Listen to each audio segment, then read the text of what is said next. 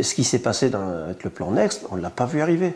En tant que manager, on allait à des séminaires où on nous expliquait que bon, il fallait faire du cash flow, qu'il y avait de la concurrence, qu'il fallait se battre, qu'il fallait que nos collaborateurs soient les plus efficaces possibles. On nous a expliqué tout ça. Mais ce qu'on ne savait pas, c'est que ça allait déboucher sur des malheurs de personnes, quoi. C'est ça qu'on ne savait pas. Il fallait de toute façon qu'on fasse même les 22 000 départs. Et on nous a dit, bon là je raccourcis, hein, on nous a dit, ne vous inquiétez pas, on va mettre des cellules en place, il va y avoir des espaces qui vont s'occuper de vous, vous allez pouvoir vous recaser entre guillemets dans la fonction publique, dans les administrations territoriales et compagnie, donc ne vous inquiétez pas, il y aura des plans accompagnés si vous avez des projets à faire, si vous voulez créer votre entreprise, il y aura des plans d'essaimage, et on a mis ce qu'on appelle un espace développement, donc c'est l'agence, c'est la NPE locale quoi, de la boîte, qui a recruté, entre guillemets, un renfort de publicité des gens pour partir. L'horizon pour ceux qui étaient des années, qui avaient aux alentours de 50 ans, et qui étaient dans des, on appelle ça, dans des activités transverses, logistiques, mais il fallait quand même qu'on trouve une solution, parce qu'on savait qu'on faisait partie des 22 000. Moi, je souhaite un jour apporter la preuve que c'était une machination, parce que je suis convaincu que c'était une machination. C'est-à-dire ? Tout a été organisé. Pourquoi on a harcelé certaines personnes à partir? Pourquoi on a relancé systématiquement des gens? Pourquoi, quand vous avez mis le pied à l'espace développement, vous ne lâchez plus? Si les primes de nos DRH et de nos directeurs régionaux et compagnie étaient fixées sur les objectifs, il ne peut pas en être autrement.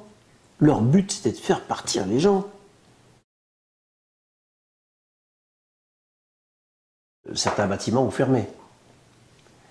Alors, quand vous êtes dans un bâtiment, vous voyez que petit à petit, le bâtiment il se vide, parce que les agents qui étaient là, on les a recentrés sur un plateau qui était à 20 km à côté.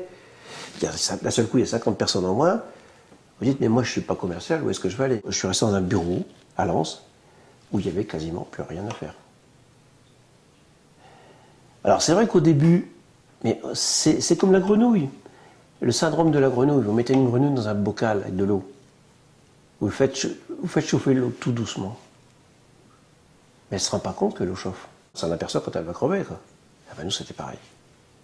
Donc moi, je me suis retrouvé petit à petit dans un bâtiment qui se vidait. Et on s'est retrouvé dans un bâtiment où il y avait 300 personnes. On s'est retrouvé, on était 7-8, quoi. Ça fait drôle. Et puis là, vous êtes loin de tout le monde. On vous oublie, et puis vous n'avez rien à faire, quoi. Et 10 personnes qui restaient, c'est des gens d'une cinquantaine d'années, quoi. Alors, est-ce que c'est une coïncidence, ou est-ce que c'est le fait des changements de métier et tout, que ça soit comme ça, mais bon. Après, on est tous partis à Lille, donc le bâtiment a fermé, et j'ai appris que quelques mois après, on y a rouvert un plateau.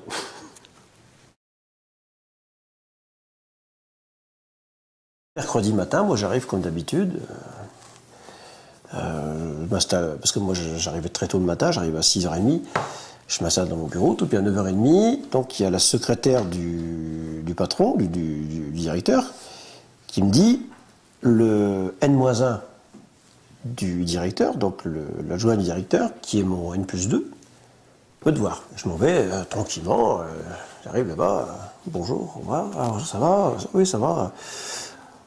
Bon, bah écoute, tu sais, faut que je t'explique quelque chose. On appelle ça les personnes qui sont dans les trucs transverses, tu sais, en ce moment, on en a plus besoin, c'est plus possible. Donc, on sait que tu travailles sur un projet, mais bon, à partir du 1er juillet, tu vas sur un plateau. Ah bon? Je dis le projet. Le projet, c'est non, mais le 1er juillet, tu pars sur un plateau. Et ça a duré, la discussion a duré 1 minute, quand même pas. Ça m'a tellement. Mais vraiment démoli, parce que vous arrivez le matin, on balance ça. Et là, je me prépare à m'en aller, et puis il me fait... Et puis en plus, j'aimerais bien savoir tes intentions pour l'avenir. Sur le coup, j'ai pas bien compris. Puis quelques secondes après, je me suis dit, mais comme j'avais mis mon projet d'essaimage pas en veille, mais il était au ralenti, je l'ai mis en vitesse réduite, je me suis dit, mais c'est à ça qu'il en veut. J'ai pris une claque dans la gueule, quoi. Alors, vous êtes nominé à un projet, vous êtes reconnu, vous êtes nominé à un projet, et puis d'un seul coup, sans prévenir, on vous fusille, quoi. C'est pas logique. C'est pas logique. Alors donc, je me suis retrouvé fusillé. Mais il n'y a pas eu d'explication, il n'y a rien eu. Il y avait 2 ans que je n'avais pas eu d'entretien individuel. Les 2 entretiens individuels d'avant, ils avaient duré un quart d'heure. Un entretien individuel d'un cadre en un quart d'heure, faut arrêter, quoi. L'ambition de l'association, c'est de ne pas se retrouver dans le même état d'esprit dans lequel j'étais. Parce que quand on est dans cet état d'esprit, il y a un déni de la boîte.